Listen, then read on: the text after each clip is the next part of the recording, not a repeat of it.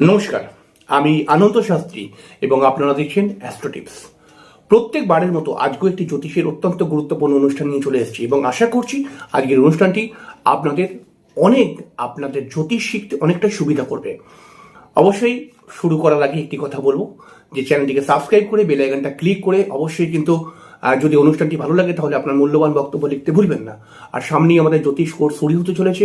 আপনি যদি জ্যোতিষ কোর্সে ভর্তি হতে চান তাহলে পরে অবশ্যই মোবাইল নাম্বারে যোগাযোগ করে দেবেন।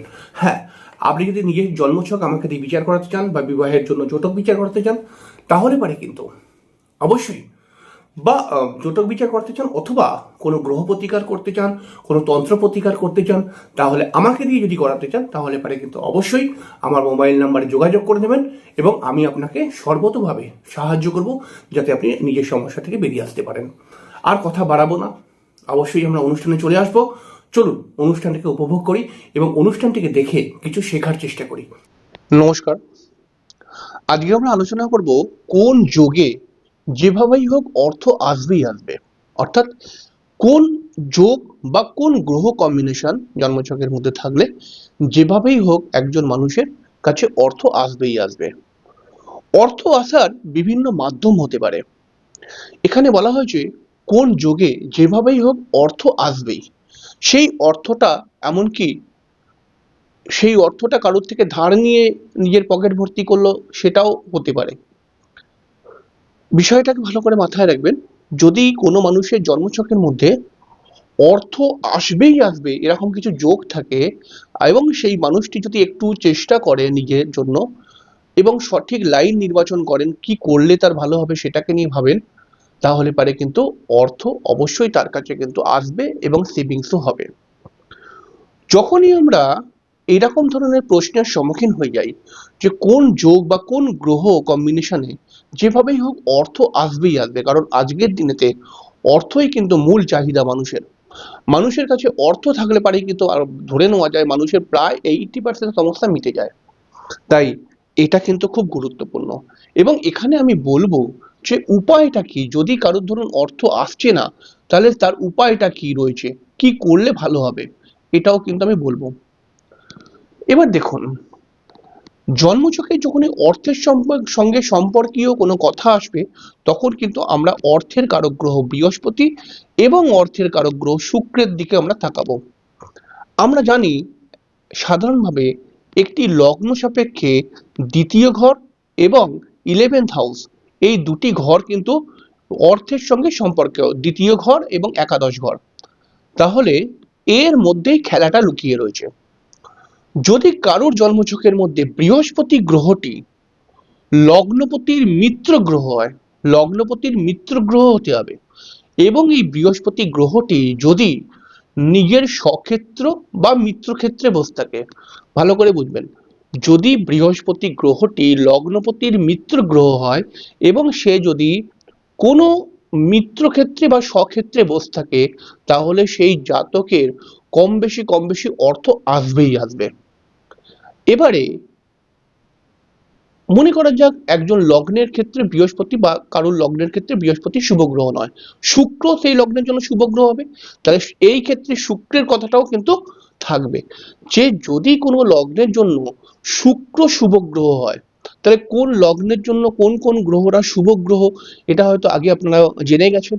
তাহলে কোনো লগ্নের জন্য শুক্র যদি শুভ গ্রহ হয় এবং সেই শুক্র যদি শনির রাশি ছাড়া অন্য রাশি বা অন্য মিত্র ক্ষেত্রে থাকে তাহলে শুক্রের মিত্রকে বুধ এবং শুক্রের মিত্রকে শনি এবং শুক্রের মিত্রকে যদি আমি ধরি তাহলে রাহু কেতু ধরা হচ্ছে, তাহলে শনির ঘরটা আমি ক্যান্সেল করলাম, রাহু কেতু। তাহলে শুক্র যদি কোনো লগ্নের ক্ষেত্রে শুক্র শুভ গ্রহ এবং সেই শুক্র যদি বুধের ঘরে থাকে অথবা সে বুধের ঘরে নিচস্থ হোক না তবুও কোনো ক্ষতি নেই, বুধের ঘরে থাকে অথবা সেই শুক্র যদি দ্বিতীয় পঞ্চম নবম একাদশ এই ঘরগুলোর মধ্যে থাকে তাহলে যেভাবেই হোক একজন মানুষের ক্ষেত্রে অর্থ আসেই আসে। এবার ধরুন এই কম্বিনেশনের মধ্যে কোনোটাই ভালো পাচ্ছেন না, যে মনে করা যাক বৃহস্পতি আপনার লগ্নের মিত্র ক্ষেত্র কিন্তু বৃহস্পতি বা মিত্র গ্রহ লগ্নপতির মিত্র কিন্তু বৃহস্পতি তার মিত্রক্ষেত্রে নেই, বা শুক্র আপনার লগ্নপতির মিত্র গ্রহ, কিন্তু শুক্র তার মিত্রক্ষেত্রে নেই ধরে নেওয়া যাক, তখন কি দেখব? তখন আমি দেখব এই দ্বিতীয়পতি গ্রহটির ওপরে নবমপতির প্রভাব কতটা রয়েছে। এই দ্বিতীয়পতির ওপরে বা একাদশপতির ওপরে এই নবমপতির প্রভাব যদি থাকে, তাহলেও কিন্তু হঠাৎ হঠাৎ অর্থ প্রাপ্তি করা যায়। কারণ নবমপতি গ্রহটা কিন্তু পূর্বজন্ম থেকে প্রাপ্ত হয়ে আসে। এই নবমপতি গ্রহটির মধ্যে রয়েছে ভগবানের আশীর্বাদ। তাই নবমপতি গ্রহটি যদি কোনোভাবে দ্বিতীয় এবং 11th হাউসের মধ্যে প্রভাব বিস্তার করে, দ্বিতীয় ঘরের অধিপতি যদি কোনোভাবে নবমপতির নক্ষত্রে থাকে, দ্বিতীয় পতির উপরে যদি নবমপতির দৃষ্টি থাকে, তাহলেও সেই জাতক কিন্তু মাঝে মধ্যেই হঠাৎ হঠাৎ অর্থ প্রাপ্তি করতে পারবে। যেভাবেই হোক অর্থ আসবে কিন্তু তার কাছে। যদি এরকম হয় যে জন্মছকের মধ্যে, দেখুন যে কোনো জন্মছকের মধ্যে বৃহস্পতি শুভ গ্রহ হতে পারে, বৃহস্পতি অশুভ গ্রহ হতে পারে, লগ্নপতির মিত্র হতে পারে, শত্রুও হতে পারে, কিন্তু বৃহস্পতি গ্রহটি যদি কোনোভাবে নবমপতিকে দৃষ্টি দেয় বৃহস্পতি যদি, তাহলেও সেই জাতকের কিন্তু বারবার অর্থপ্রাপ্তি হয়। এবার মনে করা যাক কারো তুলা লগ্ন, তাহলে তুলা লগ্নের অর্থপ্রাপ্তির ঘর কোনটা? দ্বিতীয় ঘর এবং 11th হাউস। ঠিক আছে, এবার তুলা লগ্নের মানুষটা যদি এরকম হয় যে বৃহস্পতি এই ঘরের মধ্যে বসে রয়েছে, তাহলে বৃহস্পতি এই লগ্নের জন্য শুভ গ্রহ নয়। বৃহস্পতি তার মিত্রক্ষেত্রেও বসেনি। বৃহস্পতি কোথায় বসে রয়েছে? একটা সমঘরে। শনি হচ্ছে সমঘর। শনির ঘরগুলোকে অর্থের সঙ্গে সম্পর্কযুক্ত করবেন না। তাহলে বৃহস্পতি ধরুন বসে রয়েছে, কিন্তু এই একাদশ ঘরটাকে দেখছে, বা একাদশ পতি মনে করা যাক এখানে রবিও বসে রয়েছে, একাদশ পতিকে দেখছে, তাহলে এই মানুষের কিন্তু অর্থপ্রাপ্তি হবে হঠাৎ হঠাৎ। কিন্তু মনে করা যাক বৃহস্পতি একাদশ ঘরকে দেখছে, কিন্তু রবি জন্মছকের মধ্যে খারাপ হয়ে রয়েছে, তাহলে পরে কিন্তু অর্থ আসবে না। এরকম সেন্সিটিভ পয়েন্ট থেকে আপনাকে ভাবতে হবে ব্যাপারটাকে। এবারে দেখুন, অর্থ প্রাপ্তি করার জন্য আমাদেরকে খুব বেশি সহযোগিতা করে আমাদের পরিশ্রম, এবং আমরা যে অর্থ উপার্জন করতে পারি, আমাদের পরিশ্রম দিয়ে আমরা অর্থ উপার্জন করতে পারি। তাই শুধু পরিশ্রম নয়, তার সঙ্গে সঙ্গে নিজস্ব প্রতিভা, নিজস্ব এডুকেশন থেকেও ভালো কাজকর্ম করেও অর্থ উপার্জন করতে পারে একজন মানুষ, ব্যবসা করেও অর্থ উপার্জন করতে পারে। সে যা কিছুই ভাবে অর্থ উপার্জন করুক, লগ্নপতি লগ্নপতি গ্রহটা কিন্তু খুব গুরুত্বপূর্ণ। লগ্নপতি গ্রহটা যার সঙ্গে গিয়ে মিশবে, সেই গ্রহটার থেকে ভালো গুণগুলো নিয়ে আসার চেষ্টা করবে। যদি লগ্নপতি গ্রহটা শুভ প্রভাবের মধ্যে থাকে, তাহলে এই ঘরের মধ্যে লগ্নপতিকে শুক্র, এই শুক্র গ্রহটা যদি জন্মছকে বৃহস্পতির সঙ্গে সম্পর্কযুক্ত হয়ে যায়, তাহলে পারে কিন্তু এই যে শুক্র গ্রহটা লগ্নপতি, এই লগ্নপতি বৃহস্পতির মধ্যে রয়েছে অর্থের ভান্ডার, এই বৃহস্পতি থেকে অর্থ নিয়ে আসার চেষ্টা করবে। এরকম ভাবে ব্যাপারগুলোকে দেখতে হবে। বিভিন্ন জন্মছকের মধ্যে বিভিন্ন বিষয়গুলো পাল্টাতে পারে। এবারে হচ্ছে যে এবার উপায়টা কি করব, যে আমার ধরুন যেভাবেই হোক অর্থ আসবে এটা নিয়ে আমি ভাবছি, যে অর্থ কিন্তু আসছে না, তাহলে আমি কি করব? তখন কি করতে হবে? দেখতে হবে জন্মছকের মধ্যে অর্থের কারক গ্রহ বৃহস্পতির বলাবল কি রয়েছে। এই বৃহস্পতির বলাবল আমরা কিন্তু শর্ট বলের মধ্যে গিয়ে সব থেকে ভালো বুঝতে পারবো, এবং নবাংশ থেকেও কিন্তু আমরা বুঝতে পারবো জন্মছকের মধ্যে বৃহস্পতি ভালো কি খারাপ।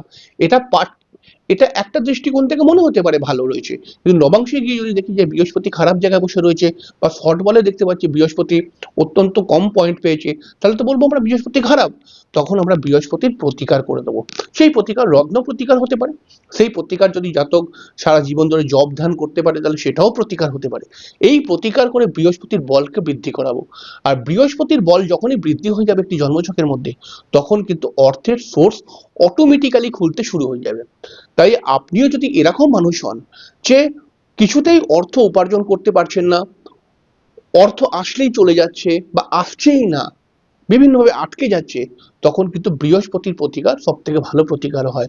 এছাড়াও কিন্তু লগ্নপতির প্রতিকারও যদি করা যায়, তাহলেও পারে কিন্তু রেজাল্ট পাওয়া যায়। খুব সামান্য করে বললাম, এই বিষয়টাকে নিয়ে আমি একটা সেকেন্ড পার্ট করব। সেখানে কিন্তু আমি আরো কিছু যোগকে এখানে মেলাবো, এবং সেই যোগগুলো যখন দেখতে পাবেন ভালো করে, তখন ব্যাপারটা খুব ইজিলি বুঝতে পারবেন যে কি আসলে ঘটনা ঘটছে। এখন যারা বেসিক, তাদের জন্য বেসিক পড়াশোনা করছে, সবে আস্তে আস্তে করে জ্যোতিষ শিখছে, তাদের জন্যই আমার এই ভিডিওটি। তারা প্রথম দিকে কিন্তু এইটাকে মাথায় রাখবেন। পরবর্তী সময় কিন্তু দেখুন জ্যোতিষের এক চান্সেই এটাই শেষ কথা এরকম নয়, কিন্তু এরপরেও আরো অনেক কিছু রয়েছে। কিন্তু আস্তে আস্তে ধীরে ধীরে ধীরে ধীরে সব আপনাকে জানতে হবে। একসঙ্গে যদি বড় বড় সব থিওরি দিয়ে দিই তাহলে পরে কিন্তু আপনার মাথা গন্ডগোল হয়ে যাবে, বুঝতে পারবেন না। আস্তে আস্তে করে স্টেপ বাই স্টেপ জানুন। পরবর্তী সময়ে আমরা এই স্টেপটাকে যখন আপনি বুঝে যাবেন, পরের স্টেপে যখন আমরা আলোচনা করব তখন যে কথাগুলো বলবো সেটা কিন্তু সহজেই আপনি তখন বুঝতে পারবেন। যাই হোক, আশা করছি আজকের অনুষ্ঠানটা কিছুটা বোঝাতে পেরেছি। অনুষ্ঠানটি কেমন লাগলো অবশ্যই কমেন্টস করে জানাবেন। আপনার মূল্যবান বক্তব্য লিখতে ভুলবেন না। চ্যানেলটিকে সাবস্ক্রাইব করে রাখবেন এবং সাবস্ক্রাইব করে বেল আইকনটা ক্লিক করে রাখবেন। অনুষ্ঠানটা যদি ভালো লাগে তাহলে একটি লাইক দিতেও কিন্তু ভুলবেন না। আজকে এখানে শেষ করছি, পরের দিন আবার দেখা হয়ে যাবে। ততক্ষণের জন্য নমস্কার, ভালো থাকবেন।